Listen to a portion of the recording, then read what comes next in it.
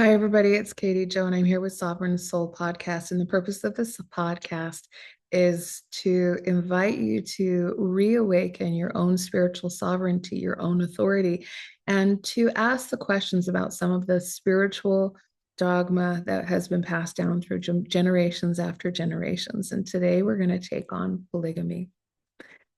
So, I was raised in the Church of Jesus Christ of Latter-day Saints, more often referred to as Mormons. And one of the things that Mormons are most well known for is polygamy. And this comes from the prophet Joseph Smith, and then the person who followed up, the prophet who followed up, Brigham Young, who were widely known for their polygamy. Now, the prophet Joseph Smith started doing polygamy in secret and hid it from even his own wife as to how many women he was involved with, married with, having sex with, even women as young as, I believe, 14 or 15 years old. What he also did is he would then marry women while their husbands were sent away to war and have relationships with them.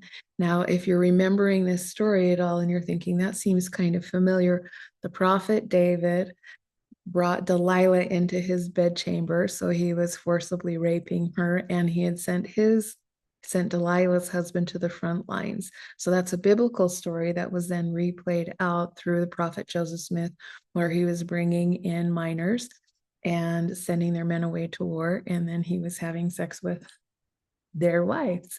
And so that's aside. But so when we talk about polygamy, how does polygamy make sense? Let's chat about this. So polygamy makes sense in the idea when you need to really boost a population, when you need numbers, when you need a society, you're just one or two generations away from having hundreds and thousands of members if you introduce the idea of polygamy. Now, biologically, we all know that one man can impregnate hundreds of women in a year, but a woman can typically only have one pregnancy in a year. She might have multiple children, she might have twins or triplets or more, but she can only have one child within a year. And then, of course, the feeding and nurturing of that child, the nursing and things like that, it's a multi-year obligation for a female. So biologically, if you are in a tribe or a culture long ago, and you needed to survive, you needed the tribe to survive, it would absolutely make sense that you would have as many children as possible so that you could all survive. And remember, long ago, until really just the last 100 years, if even the last 100 years, children didn't live to be adults. It was not as common for children to live to be adults. So, with this understanding, polygamy biologically makes a lot of sense in the hardships of just existing and surviving. So that is where it makes sense. That is where in a world where you're fighting for food and you need as many hands as possible to be hunting, to be gathering, to be creating grains and things like that, to be farming, you needed people there to do that. And it was more of a communal living. So all of that has a place in certain societies, and all of that, aside from wrong and right, has that. Now, when we move forward into modern day, or not even modern day, when we ask the question, is polygamy relative in the spiritual realm? Is polygamy a spiritual law? Well, there's a couple questions that I have to ask. One is, when we die in the afterlife, in quote unquote heaven, is the physical body required to birth babies? Is that even necessary? Because if it's up to me, I'd just as soon not be pregnant in heaven, because to me, pregnancy would be hell. So if that's where we're going and that's the role that I get to have after this life, I opt out.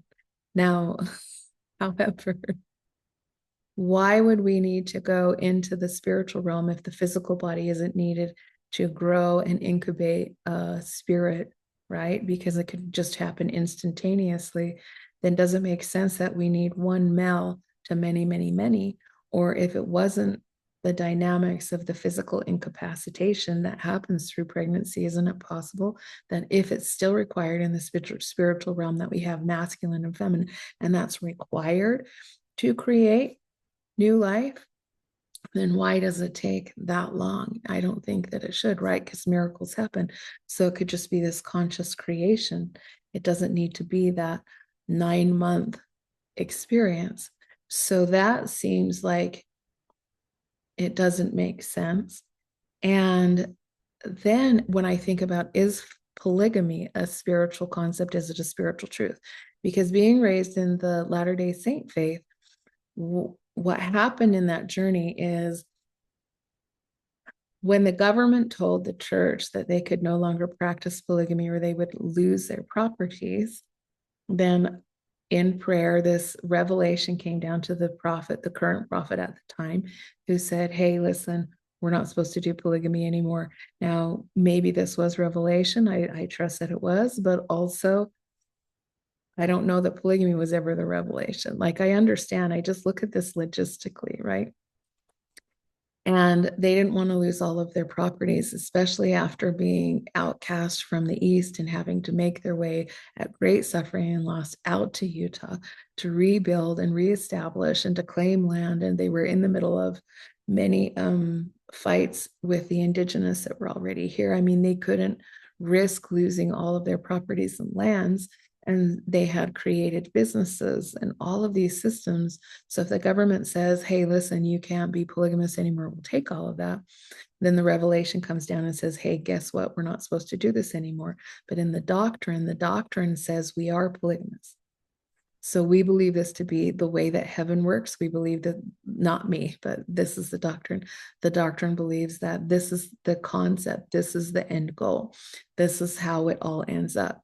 So when you die, if you make it to the highest degree of heaven, then it's a polygamous heaven. That is, so the religion itself is polygamous.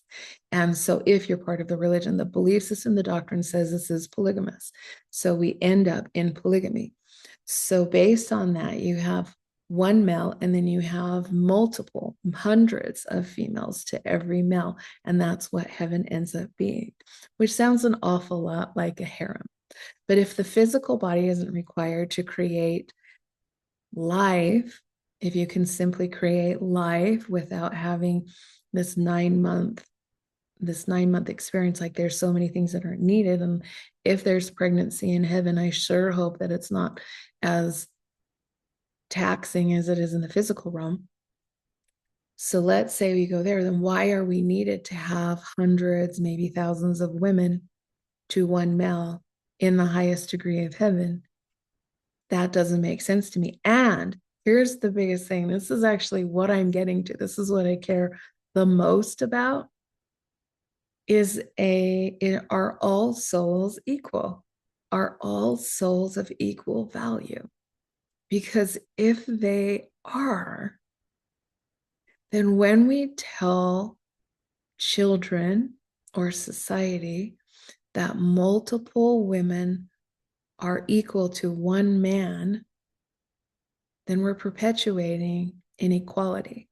When we say the end goal of where we all end up is that there's many, many, many women that promise to one man, but one man promises to many, many, many, many women, then we're saying that he has more authority, he has more value than them. Because to be one of 100 is very different than being just one and singular. $1 is different than 100 pennies. And that is what is being perpetuated, this idea that females are not equal to male. And that gets filtered into this. It gets filtered into families. It gets filtered into society. It gets filtered all over.